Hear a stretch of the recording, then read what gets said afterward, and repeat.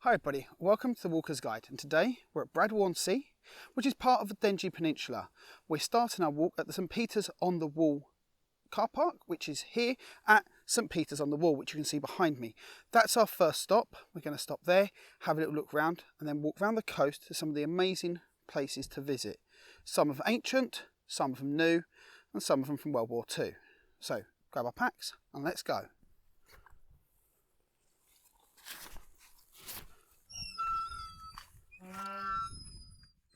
Welcome to Bradwell-on-Sea on the Saltmarsh coast. Bradwell is the easternmost... At the car park you'll find a big sign with some information on the Saltmarsh coast and a listening post, and it actually tells you a lot about the area. We'll cover some of the bits, but it's worth listening to. It's only about 3 minutes long, but it does tell you, like I say, quite a lot about the area. The isolated chapel of St Peter's on the Wall, built on the ruins of the Roman fort of Athona by St Ced in 650. On leaving the car park, walk along the footpath dead ahead of you to St Peter's on the Wall. The hedgerow is worth looking at. There's quite a number of different species, including some oaks, field maples and blackthorn. And keep an eye out for the birds of prey. We had one flying above us. It looked like a buzzard or a kite, but I don't think it was. St Peter's on the Wall can be quite popular, so expect to meet other people. So St Peter's on the Wall makes up the end of the St Peter's Way, which is a walk that goes from Ongar in the west side of Essex over to here at Bradwell-on-Sea.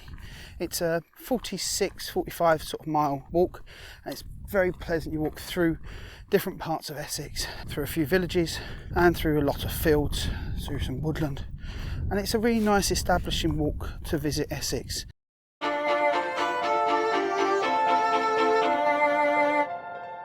This is St Peter's on the Wall, and it's the last remaining part of a monastery built in the 7th century by St Ced. And he chose here because, well, it's out the way. You could have a monastery and not be disturbed. It's also on great agricultural soil. You can grow your crops that you could then sell on and raise money for the monastery. Over the years, as you can see, it's been restored. It's had work done on the roof. It's a Roman building, or partially Roman, that's been rebuilt and added to over the years. And at points it was used as a barn, because that's what happens to old buildings. It's only a partial remains of what it once was. St Peter's Chapel is on the edge of a Roman fort, actually is where the gate was. Next to it there is an information board. It's well worth having a look and a read, but the other thing to do is just stop and listen. In the background we've got the water of the river backwater flowing. We've got the birdsong from nearby nature reserve, and we've got people enjoying themselves. It's a lovely sight. Come visit. So stepping inside the chapel, it's actually really quite eerie. It's always fairly cool because it's such thick stone walls. It's got a high roof, it's very open, so it's rather echoey. The windows throw light, but not huge amounts of it. We've actually got the door open just so we can actually get enough light to film in here. And this is the middle of July. But then you've got a juxtaposition of this really old building with the candle holders to actually quite a modern altar. And interestingly about the altar is the 3 stones in the front of it. You've got the central stone in the left and the right stone. And they're part of the talk about the Celtic mission, which is what this church is about, and about St Ced. So the middle stone comes from Iona, which is a location that was set up by St Patrick's mission on the island of Iona. One of the stones is from Lindisfarne, which is where St Ced, who set this monastery up, did his training. The right-hand stone is from Lastingham, and it's when St Ced built his final major monastery and then died in 664. And it's there that you find his grave. Quite an amazing bit of modern architecture almost, on sculpture inside such an ancient building. It's actually built in 1985. Also in the corner of St Peter ad Munren, or St Peter on the Wall, is a little information centre with some leaflets and maps. Have a little look, guidebooks, maybe grab one and put a little bit of donation in to support the chapel itself.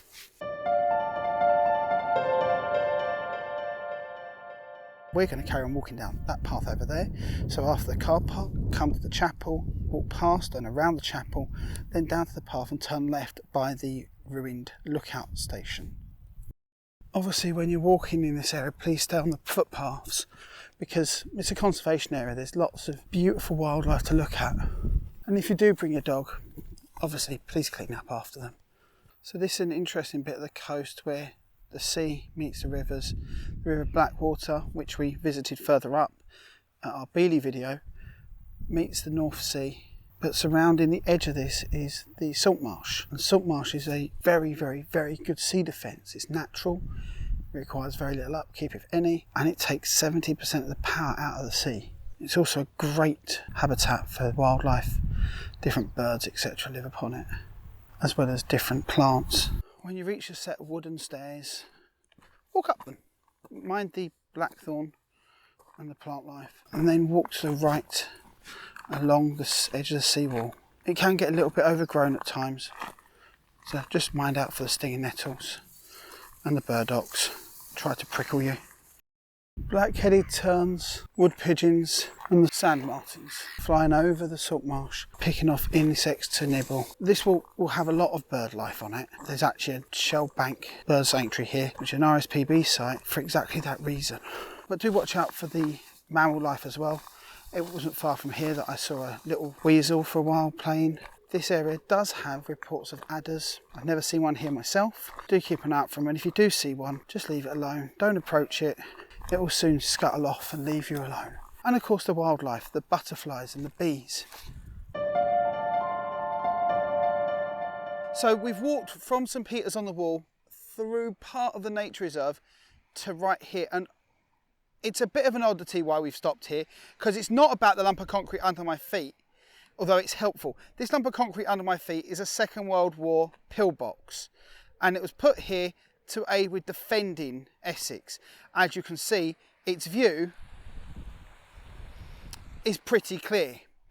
Anything sailing by would be noticed, shot at perhaps, or just information reported so it could be dealt with by the RAF, who are based just around the corner. However, the reason we are at this spot is because of something we can't currently see, because tide is in. But when the tide is out, just out there, some posts appear out of the water. And those posts are part of a Saxon fish trap. Saxon fish trap which has been left in the water for 1,000 years but is still visible when the tide goes out. So if you're here at low tide, high tide here is actually at the moment for us in 3 minutes, even though I just showed 4.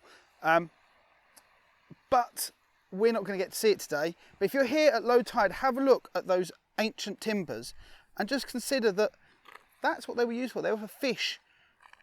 What a perfect place to get your dinner, eh, Martin? Nice bit of fish and chips. After visiting the pillbox, carry along the top of the seawall. You may find that the seawall top gets a bit overgrown. If it does, there's usually an informal path down to the lower path. If you do come down here and walk along the seawall, you've got a very good chance of seeing flocks of sparrows. The plants and grasses that grow next to the seawall are one of their favoured food sources. So if you come in July, you'll likely see lots of them eating the seeds. And when you reach the end of the seawall, just keep with the path. It's worth having a look back and you can see St Peter's in the distance. One of the sad things about doing these walks is seeing the rubbish. And it's not necessarily people's rubbish from here, but it can be washed in from all over the place. I mean, just on this little walk, we've spotted 5-litre oil drums. We've spotted bottles of unknown fluids. And it's just sad. When we go out for walks, all my water bottles are always recyclable or reusable. We take water bottles that we can use over and over and over again, lessening the impact. It's just little things, but it's worth thinking if you're going out for a walk, if you're taking stuff with you, take a rucksack, stick your water bottle in it. When you get back to home, put it in a recycling.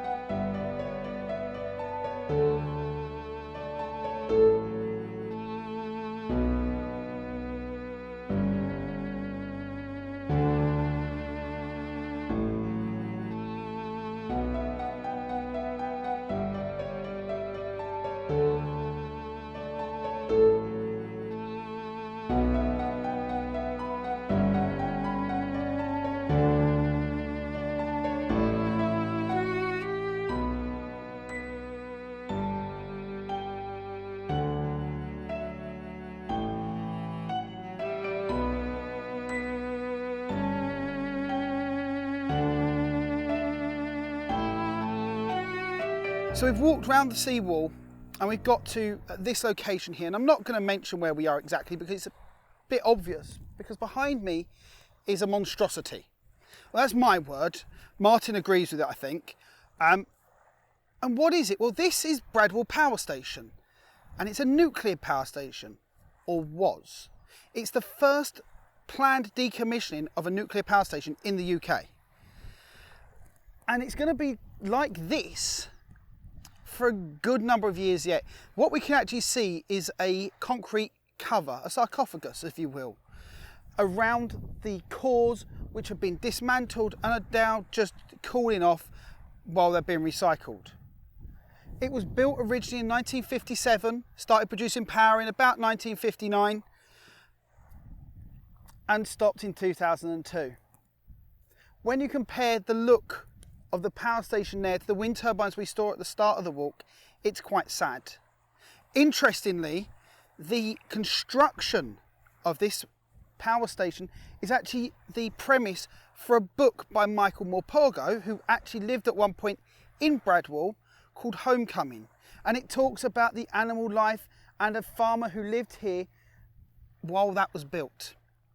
Also on this site, or just behind that tree line, is the remains of Bradwell RAF base, or RAF Bradwell, which we'll see in a bit more detail just around the corner.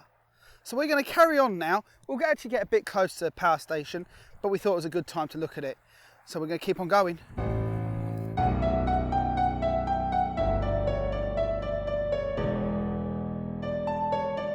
We've walked around the power station now, on the path around the edge of it, but you've got to question why it was put here. Well, the answer is actually multifolded, multifaceted, if you will.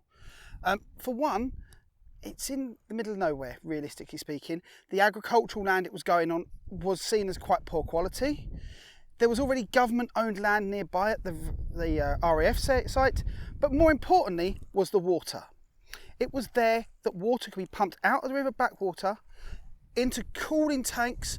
The power station would be cooled and the water returned back into the river Blackwater.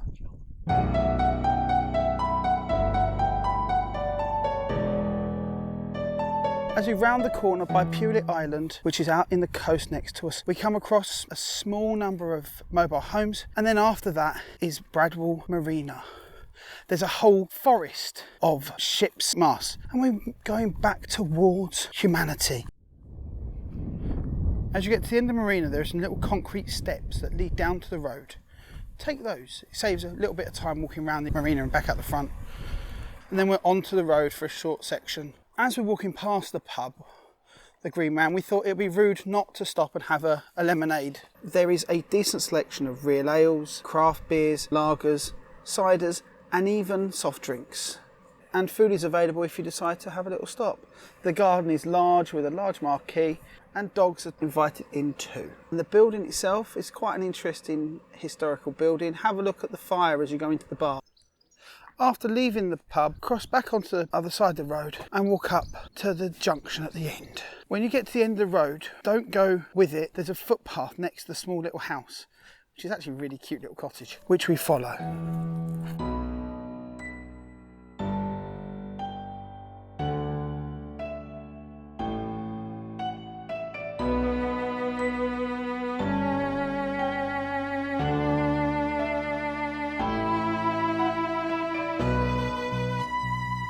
As you walk down past a small timber cottage at the end of the footpath, the path splits left and right. You can take either path, however, we are taking the one to our right.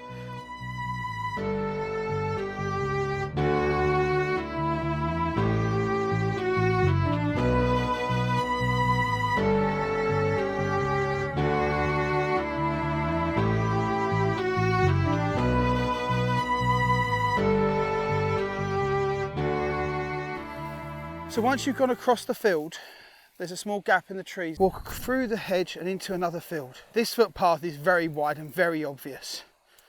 As you reach the road, carefully cross over and walk back up towards the power station. It's sort of on your left, but cross over because there is a small footpath that you can take. We're not going far up the road, but we need to go up a little way to go back on ourselves down a different path. As you get round the corner, you'll see a big grass verge. Walk across this and then you'll see in front of you the War Memorial. This War Memorial is for those who were based at RAF Bradwell. This is a model of a crashed Mosquito, which is one of the planes that flew from RAF Bradwell. There's a nice comfortable little bench. Take a moment to look at the War Memorial at Bradwell Bay. One of the people who are memorialised here is Mervyn Horatio Herbert, the 17th Baron Darcy Dean Mechanath, who was styled as Viscount Clive, and he was a British peer and an Air Force officer. He was born of a well-to-do family who had titles. His brother was 12 years his senior, died of wounds received in the Battle of Somme in 1916. He was educated at Eton College and Trinity College, Cambridge. He was educated, but he enjoyed flying as a recreation, and when World War II broke out, he volunteered. He spent his time here at Bradwell Bay, part of the 157 Squadron. He died in 1943, aged 38, as a squadron leader. They intercepted a Sterling bomber following it back from a leaflet dropping raid in Europe, at which point unfortunately they crashed near Manningtree and both he and his navigator Albert Eastwood were killed.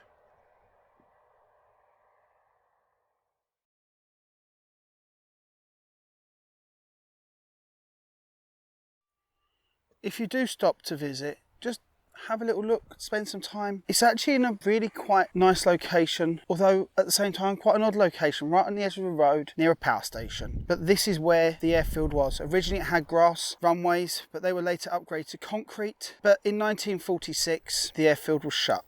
At the end of the war it was decided it was no longer needed as part of the RAF estate. After leaving the War Memorial, with your back to it, take the path to your left next to the bench and follow along here for a short way. Eventually we'll come to a footpath that we take to our right. Just underneath some power cables, you'll see a small path to the right. It's a concrete path, at least to start with. That's our footpath away from Bradwell Bay. There is a nice big wooden sign that points our way down the path. Just follow the concrete track all the way up past the houses until you reach the road. And interestingly, it's still got some cat eyes in it. As you reach the end of the footpath, turn left and follow along the road. We're nearly at the end of the walk now. We've just got this little way to go till we get back to the car park. On your way back up to the car park, you'll walk past another pub called the Cricketers. We didn't stop here, we didn't really have time, but feel free to drop in, have a drink or something to nibble. Once leaving or walking past Cricketers, the road does become a national speed limit, so 60-mile-an-hour road, but the only thing at the end of it is the car park. Remember to walk facing oncoming traffic. Also remember the verge is there if you need to get out of the way. And as you get closer to the end, just stop and have a moment to look at the new wind turbines and consider that's the future. The nuclear power station is shut down, but the wind turbines, at least today, are turning freely and producing energy for us, or at least converting it. So one of the things I find with doing these walks is just to be open to looking around and thinking about other things you see.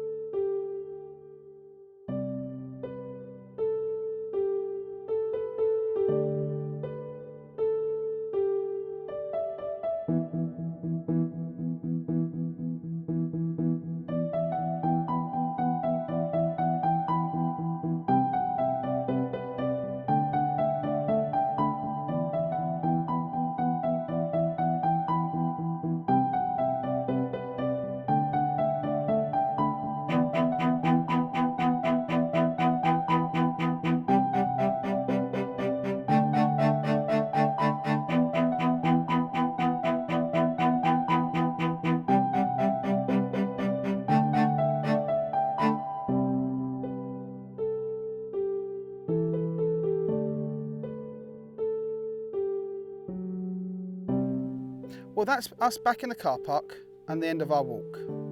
If you haven't done already, please like and subscribe, and don't forget to ring the bell and you'll be kept updated with all our walks here on the Walker's Guide. See you next time. Goodbye.